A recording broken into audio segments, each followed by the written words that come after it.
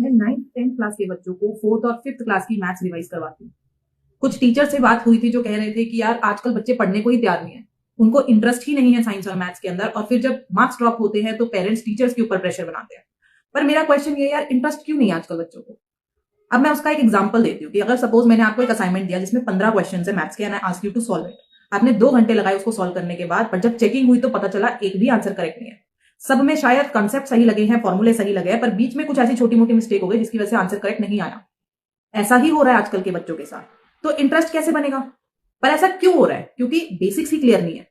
I have had 10th class के बच्चे, 9th class के बच्चे इन लास्ट 2-3 सालों के अंदर जिनको एलसीएम लेना नहीं आ रहा, जिनको फ्रैक्शन सॉल्व करने नहीं आ रहे। I have had students of 10th class जो ये अंडरस्टैंडिंग नहीं रखते हैं कि अगर हमने 15/3 लिखा है तो दैट मीन्स हम 15 को 3 से डिवाइड कर रहे हैं।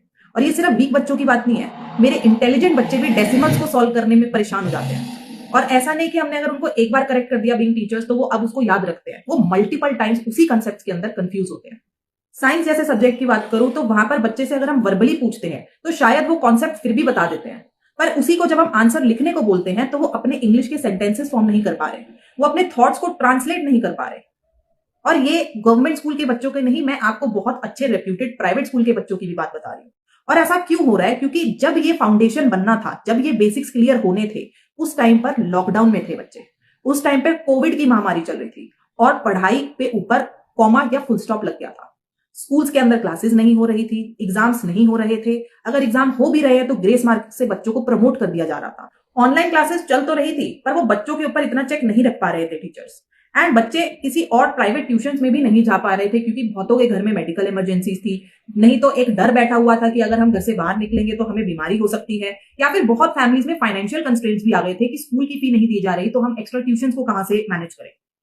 और उस टाइम के बारे में सोचे तो इसमें से कुछ गलत नहीं है, क्योंकि उस time including our education system सब सर्वाइवल मोड में थे, वहां पर कोई फाउंडेशन मोड नहीं था।